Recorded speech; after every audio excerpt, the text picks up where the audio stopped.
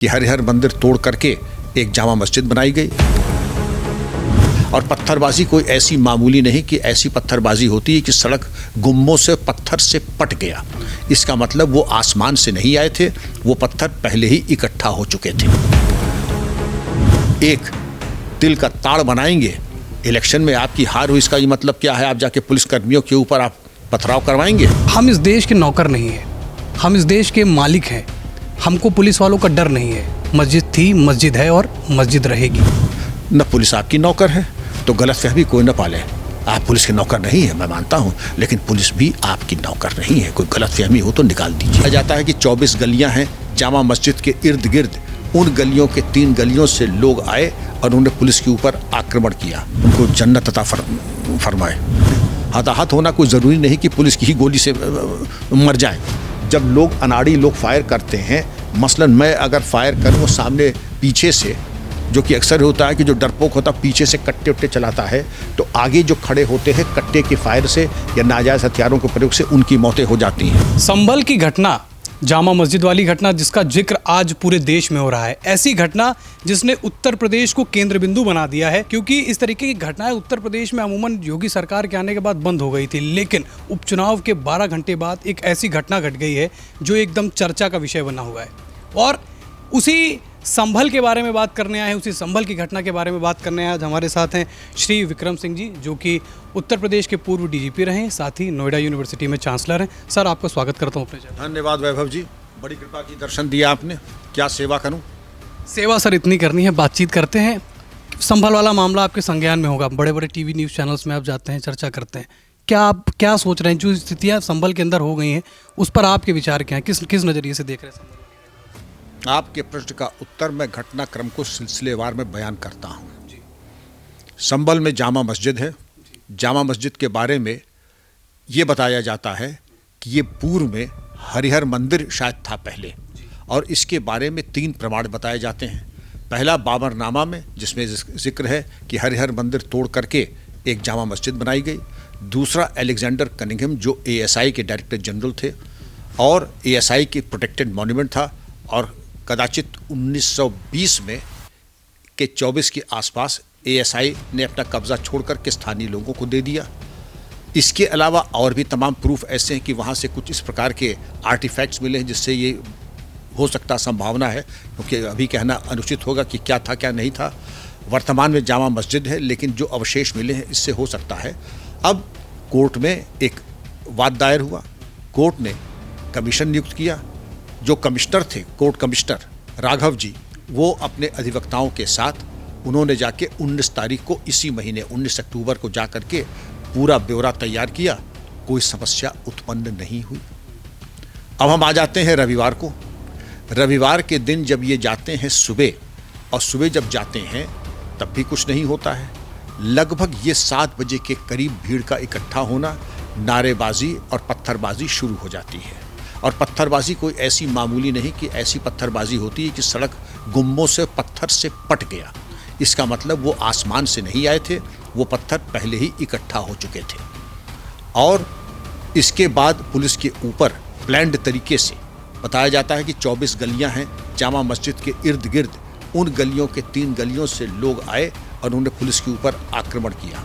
अनुज Chaudhary deputy SP पैर में गंभीर चोट, PRO to SP गंभीर चोट, DM गंभीर चोट, और 20 पुलिसकर्मियों को चोट बताई जाती है।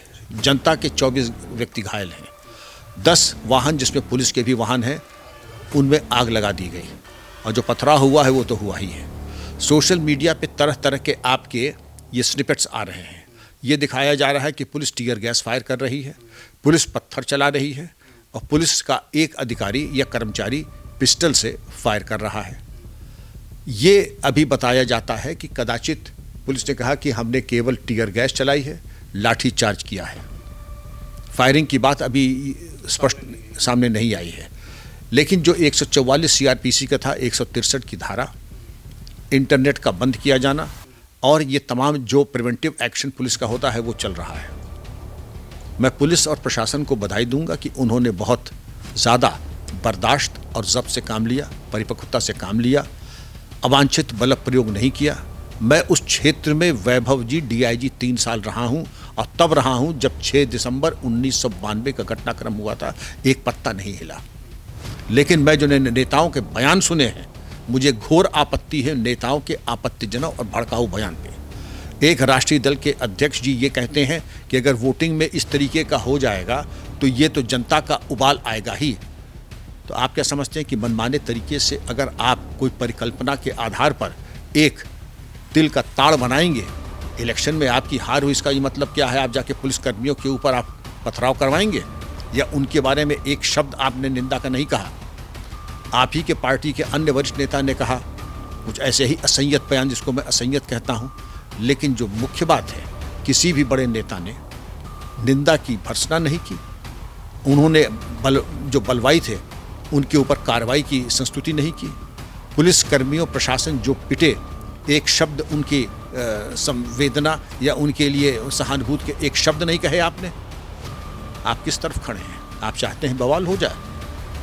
ये आपकी इच्छा है और देश के राष्ट्रीय पार्टी के नेता होने के नाते ये उम्मीद की जाती है कि इस प्रकार के घटनाक्रम पे आप मरहम लगाएं, न कि आग में घी झोंकें। उत्तर प्रदेश में सर उपचुनाव हुए और कुंदर की एक विधानसभा सीट जहां पर भारतीय जनता पार्टी ने इस बार जीत हासिल करी। उस सीट पर अमूमन हमने देखा 60 से 65% मुसलमान रहते हैं।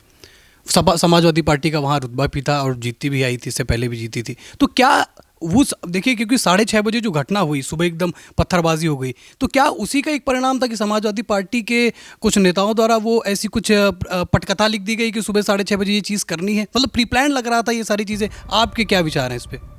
आपके प्रश्न के 3-4 निहितार्थ हैं, मैं एक एक करके बताता हूँ। क्या किसी जनसंख्या आबादी के ऊपर किसी राजनीतिक दल का एकाधिकार या मोनोपोली होती है? हरगिज़ नहीं होती है। कदाचित आज के युग में जब बेटा भी बाप की बात सोच समझ के मानता है, ये कह देना कि आंख बंद करके जैसा हम चाहेंगे वैसा कर देंगे, ये इसको कहते हैं अंग्रेजी में living in a fools paradise. आपकी ये हो सकता है कि अपेक्षा थी, आपकी अपेक्षा के अनुसार वहाँ की महान जनता ने अपना मताधिकार अपनी स्वेच्छा से और अपने अभिमत से उसका प्रयोग किया, जिसके लिए वो बधाई के पात्र हैं। आपकी अपेक्षा पूर्ण न हो तो क्या आप कर देंगे? अब आपका दूसरा सवाल है, जो बड़ी संख्या में लोग इकट्ठा हो गए सुबह के टाइम, अकस्मात नहीं हुए थे। 19 को कुछ नहीं हुआ, जुमे की नमाज में कुछ नहीं हुआ, लेकिन 23 तारीख की सुबह अगर इतनी भीड़ इकट्ठा हो गई, 24 थी ये कल की बात है, तो अगर इतने सुबह इतनी भीड़ इकट्ठा हो गई, पत्थर इकट्ठा हो गए और सुनियोजित तरीके से पुलिस और शासन प्रशासन के ऊपर आक्रमण हुआ, मैं इसकी गंभीर निंदा करता हूं। जांच और पूरा इंटरसेप्शन करके इनकी जो जांच होनी चाहिए। और जो भड़काऊ बयान दे रहे हैं, एक भी बार आपने ये नहीं कहा कि लोग शांति बनाए रखें, एक भी बार आपने ये नहीं कहा कि वहाँ पर जो लोग दोषी हैं उनके खिलाफ कार्रवाई की जाए। आपने हर चीज़ का एक ऐसा मुलम्मा बना करके, एक फालूदा बना करके राजनीति जिनको रोका उनका गुस्सा प्रस्फुटित हुआ। आपको अगर कमीशन से कोई शिकायत थी तो वो शिकायत आपने 19 को नहीं कही, आपने जुमे के दिन नहीं कही। आपने अकस्मात जब आया कि सुबह कि साहब कैसे प्लेसेस ऑफ वर्शिप एक्ट के अंतर्गत 1991 आप ये कर ही नहीं सकते हैं। अगर आपको शिकायत थी कि न्यायालय ने अपने अधिकार क्षेत्र से बाहर कोई कार्रवाई की है तो आप जाकर के अपील कर सकते थे, आपने वो नहीं किया। आपने जाकर के जो पथराव किया है, मैं इसकी भर्त्सना करता हूं और मैं ये अपील करूंगा कि जिन लोगों ने पथराव किया है उनके खिलाफ विधि सम्मत कार्रवाई भी होनी चाहिए।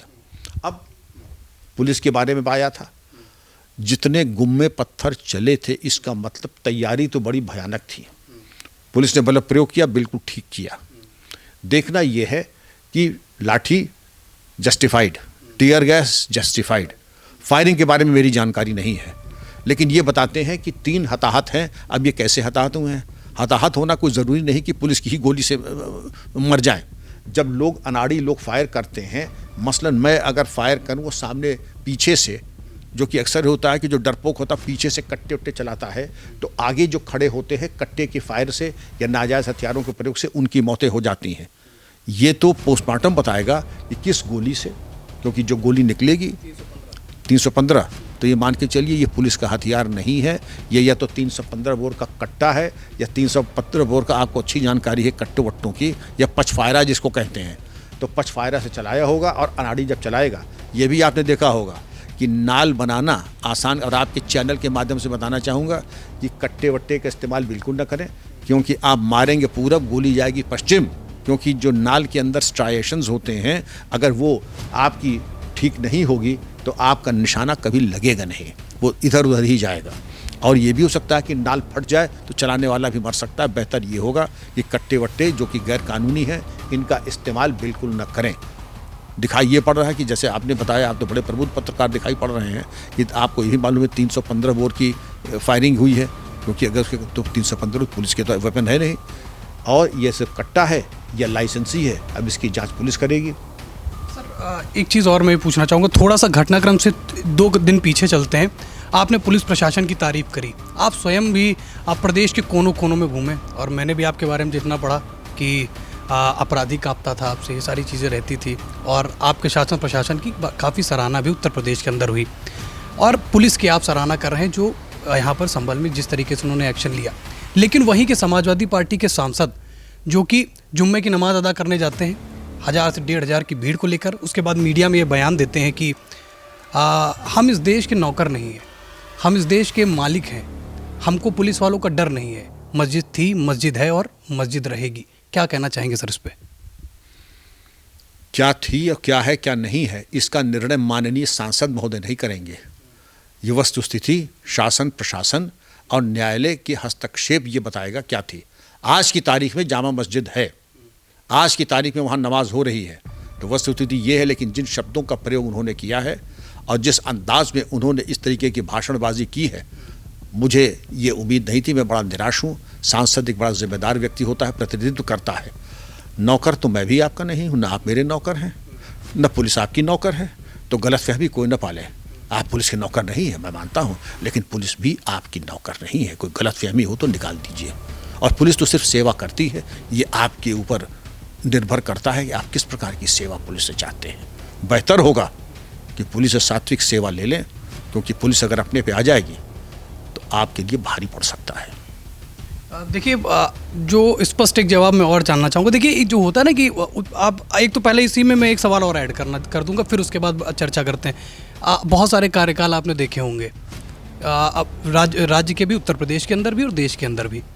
जब शासन व्यवस्था की बात आती है तो योगी बाबा का नाम आता है। इस पर आप सहमत हैं या नहीं मेरे साथ? 100% सहमत हूँ। 100% सहमत है। तो सर उसी बीच एक सपा सांसद जो कि इस तरीके का बयान देता है कि पुलिस का डर नहीं है, क्या एक वो भी बड़ा कारण रहा इस घटना के पीछे जो 6:30 बजे इतने भारी संख्या में लाठी गुम्मे सारी चीज़ें चला दी गई?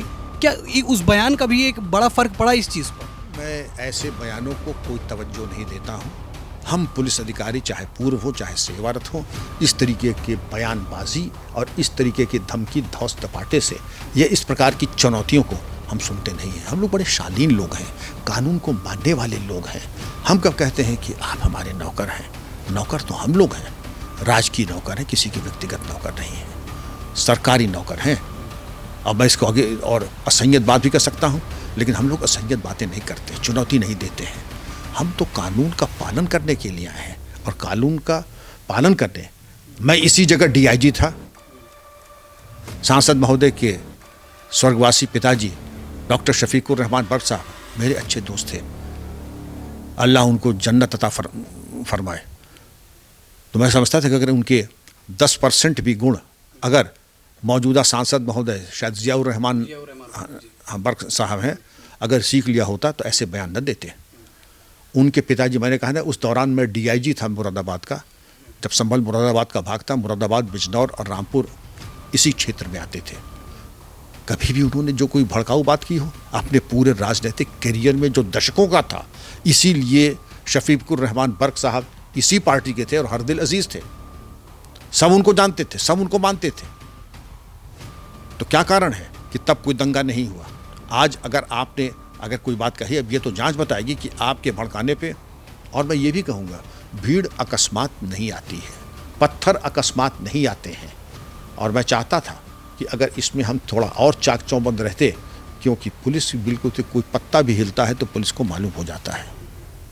तो ये पुलिस की नाकामी मानेंगे आप, जिस तरीके की सारी चीज़ें घटना हुई, और एक आपने बोला था कि 3 से 4 लोगों की मौत भी हो गई इस घटना के अंदर, तो क्या इसमें पुलिस का कोई दोष नहीं है? पुलिस को इस मामले में सतर्क रहना चाहिए था, क्योंकि ये मामला सर बिल्कुल वैसा ही जा रहा है जैसे हम अयोध्या पहुंच जाते हैं, बिल्कुल उसी कगार पे उसी राह पर चल रहा है। हमने ये सारी चीज़ें देखी, तो क्या पुलिस की नाकामी नहीं है कि सुबह इतनी बड़ी संख्या में लोगों का आ जाना, साथ साथ 4 लोगों की मौत हो जाना? क्या पुलिस की नाकामी नहीं मानेंगे इसे आप? बिल्कुल नाकामी नहीं मानूंगा, मैं थोड़ा कहूँगा, लेकिन हर काम में थोड़ा, तो जैसे आप कहते हैं क्या पुलिस को फेल पास नहीं होता है, आप ग्रेडिंग करते हैं, आप कहते हैं कि क्या 3rd division, 2nd division, 1st division, distinction holder, मैं ये कहूँगा कि आप पास तो हो गए, लेकिन मैं आपसे और की अपेक्षा करता हूँ। और की अपेक्षा क्या करता हूँ? थोड़ा सा सतर्कता। आप माना कि इलेक्शन करवा करके आप थके हुए थे, मुझे मालूम है कि आपके पास फोर्स कम थी, मुझे मालूम था कि जुमे की नमाज के बाद भीड़ भाड़ रहती है, और ऐसे मौके पर भीड़ इकट्ठा करना कोई बड़ी चीज़ नहीं होती है, भीड़ इकट्ठा करना कोई बहुत बड़ी चीज़ नहीं होती है। आपको बस एक ऐलान कर देना है, सोशल मीडिया पे कुछ एक असंयत बेबुनियाद आपको कर देना, और आपके लिए भीड़ तैयार है, रेडीमेड आपके पास डायनामाइट तैयार है, और वही हुआ। लेकिन उस डायनामाइट और उस भीड़ के होने के बावजूद पुलिस ने जो काम किया है, मैं डीएम और एसएसपी की प्रशंसा करूँगा। सर इसी पे आते हूँ, फिर से बाबरी मस्जिद का मामला भी उठा लेता हूँ। क्या ये घटना उसी तरह बढ़ती हुई नज़र आ रही है? क्या इसका भविष्य क्या आप देख रहे हैं? क्या योगी सरकार इसको जल्द से जल्द और बेहद संयम और आराम के तरीके से इसको डील करने में कामयाब हो जाएगी, या फिर वैसी ही घटनाएं फिर से क्या हमें देखने को मिलेंगी जैसे हमने राम मंदिर विवाद में देखी? देखिए, चीज़ें आती हैं, कानूनी समाधान भी होता है, और जैसा बाबरी मस्जिद का समाधान हुआ था, विवादित ढांचे का समाधान हुआ, कानूनी समाधान के अलावा न कोई रास्ता था, न है और न होगा। जो अदालत कहेगी उसका अनुपालन किया जाएगा। और इसी में अब बाबरी मस्जिद का मैंने जिक्र किया, जो वकील इसकी वकालत कर रहे हैं जामा मस्जिद में, संभल में, उन्हीं के पिताजी बाबरी मस्जिद में उनका इन्वॉल्वमेंट रहा, वो भी उसकी वकालत कर रहे थे। तो क्या इसके पीछे कोई साजिश नहीं लगती कि सुबह 6:30 बजे ईंटें पत्थर चला देना, वकील को इतना सेव करके निकालना? कहीं उसके पीछे कोई पुरानी रंजिश का मामला तो नहीं नज़र आता है? नहीं, खुन्नस से देखिए, सुनियोजित तो था ही, लेकिन सुनियोजित होने के कारण ये था, यह सुनियोजित होने के लिए कोई आह्वान था कि आज कमीशन होने मत दो। कमीशन ने तो काम पूरा कर लिया था, 10 बजे तक कमीशन का काम पूरा हो गया था, कि कमीशन को वहीं पर इतनी तरह से हतप्रभ कर लो कि ये अपनी रिपोर्ट सबमिट न कर पाए। लेकिन देखिए, ऐसा है कि दंगाई तो कुछ घंटे के लिए आते हैं, और कुछ घंटे के बाद जब शासन प्रशासन अपने पे आता है, तो कमीशन अब चाहे 10 दिन बराबर जा करके वो अपनी रिपोर्ट तैयार कर सकता है। लेकिन मुझे बताया जाता है कि रिपोर्ट शायद तैयार हो चुकी है। अब बात आती है कोर्ट में मामला सब जोड़े से, और मेरा ये भी परामर्श होगा कि अगर आपको कोई शिकायत हो तो हायर कोर्ट में जाके आप अपील कर सकते हैं, स्टे ले सकते हैं, और कोर्ट के हस्तक्षेप से। बात तो आप बहुत करते हैं संविधान संविधान संविधान, और जब संविधान की बात आती है तो आप मनमाने तरीके से कानून का इंटरप्रिटेशन करते हैं। ये चीज़ स्वीकार्य नहीं है। चलिए, इस संभल के बारे में बातचीत हो गई, जामा मस्जिद के बारे में बात हो गई। आप बहुत वरिष्ठ हैं और मैं बड़ा युवा हूं, मैंने भी कुछ चीज़ें देखी, बट आपसे मैं यहाँ सीखने के तौर पे कुछ चीज़ें पूछना चाहता हूँ। बड़ा लंबा कार्यकाल सर आपने देखे, बहुत सारे कार्यकाल देखे आपने, उत्तर प्रदेश के कोने कोने में सेवा करी। बेहतर सरकार आज तक आपको किसकी लगी? पार्टी की बात नहीं करेंगे सर, व्यक्तिगत मुख्यमंत्री की बात करते हैं। कौन उत्तर प्रदेश के अंदर आपको बेस्ट मुख्यमंत्री आज तक का लगा? आप युवा हैं और कदाचित आपने बहुत बड़ी गलती की, मुझको आप प्राउड समझ रहे हैं, और अगर अभी परीक्षण हो जाए तो इसका परीक्षण हो जाएगा कौन ज़्यादा युवा है। देखिए, कौन ज़्यादा पुशअप्स लगाता है, आप लगा पाते हैं या मैं लगा पाता हूँ। बहरहाल, ये तो एक हल्के मजाकिया तौर पे मैंने कहा। मैंने दौर देखे हैं, सभी गवर्नमेंट्स अपने स्थान पर सब बहुत अच्छी थी, जनता द्वारा निर्वाचित सरकारें थीं, इसलिए मैं कौन होता हूँ किसी को अच्छा या बुरा कहने के लिए।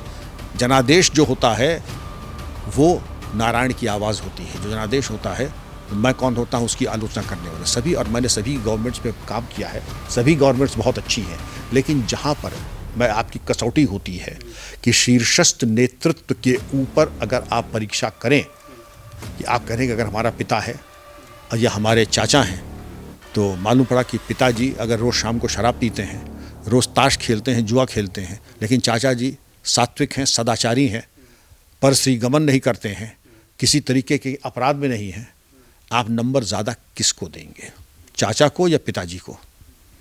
यही कसौटी आप सभी पे लगा दीजिए।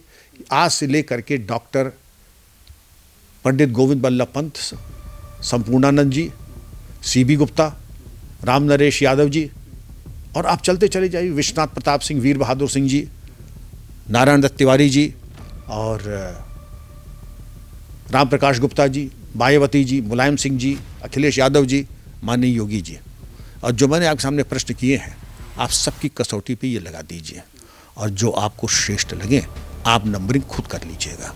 ये सवाल ऐसे ही है कि इस वक्त दिन के 2:30 बजे हैं या सुबह के 3 बजे हैं। ये बिल्कुल स्पष्ट है कि जो बदमाशों से लाभान्वित नहीं हो रहा है, जो उनसे फ़ायदा नहीं ले रहा है, जो मुख्यमंत्री उनके लिए बिल्कुल मौत और यमदूत बन के बैठा है, और जो सब कुछ त्यागने के लिए तैयार है जनता की सेवा के लिए, सर्वश्रेष्ठ और सबसे अधिक नंबर उसी को मिलेंगे।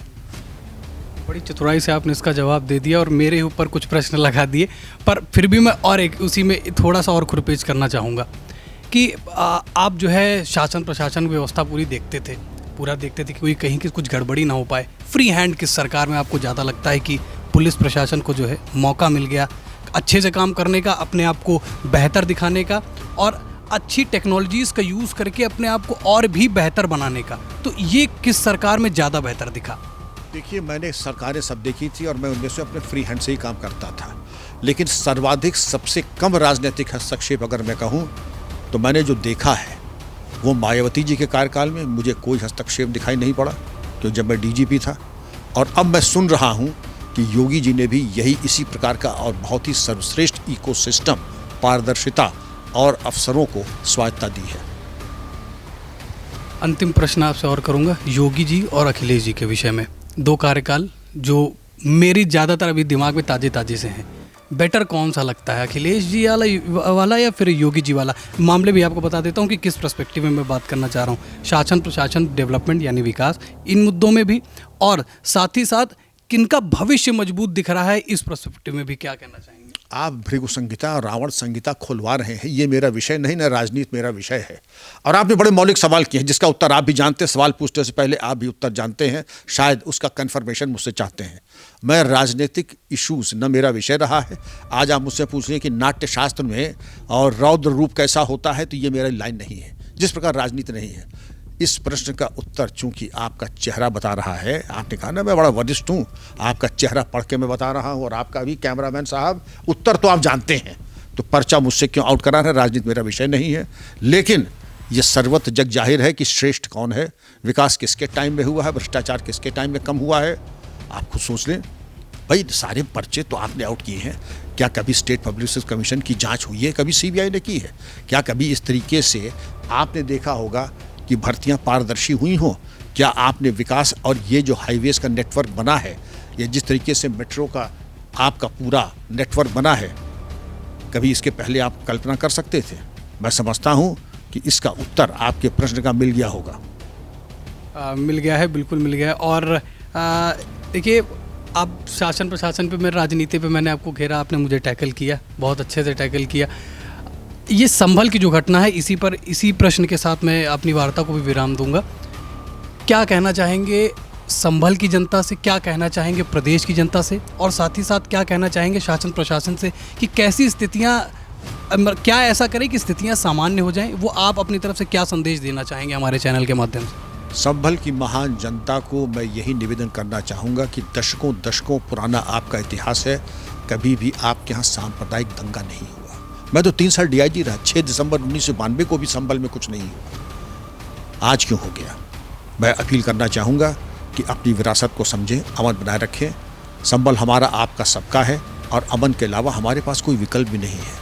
कोई भी हमारे मतभेद हो सकते हैं, उसका कानूनी समाधान है। नंबर 2, अब हम प्रशासन पे आते हैं। चिन्हित कीजिए कि शरारती तत्व कौन है। हर थाने में जो रजिस्टर बदमाशान है, सांप्रदायिक सूचना रजिस्टर है, थाना अध्यक्ष गोपनीय डायरी है, अपराध पुस्तिकाएं हैं, उसको खंगालिए। इंटेलिजेंस रिपोर्ट के आधार पर जिन लोगों ने वहाँ की फिजा खराब करने की कोशिश की, वहाँ पर रौद्र रूप धारण करके उनको कर दें, जैसे सिगरेट का बट बुझाया जाता है, ऐसी कार्रवाई कीजिए कि लोग त्राई करें, 50 साल भी पूछेंगे वो कार्रवाई हुई। इस तरीके से ईंट इकट्ठा करना, पुलिस के ऊपर आक्रमण करना, डिप्टी SP अनुज चौधरी को घायल कर देना, SP PRO DM को घायल कर देना, ये बिल्कुल ही कलंक है। अब जिन्होंने ये किया है उसकी भरपाई ऐसी होनी चाहिए, चाहे रासुका लगाइए, चाहे UP गैंगस्टर्स एक्ट लगाइए, उनकी चल अचल संपत्ति कुर्क कीजिए, लाइसेंस जब्त कीजिए, कर्फ्यू लगाना है कर्फ्यू लगाइए 163 भारतीय नागरिक सुरक्षा संहिता के अंतर्गत, मगर एक कड़ा संदेश दे दीजिए, कानून अपने हाथ में लिया तो लेने के देने पड़ जाएंगे। मतलब संभल की जो स्थितियां हैं वो हमने और सर ने आपस में साझा करी। उन्होंने बताया कि कैसी स्थितियां जो हैं वो कैसे सामान्य की जा सकती हैं और क्या क्या राजनीतिक एंगल भी थे उसमें, उन सारे विषयों पर चर्चा किया।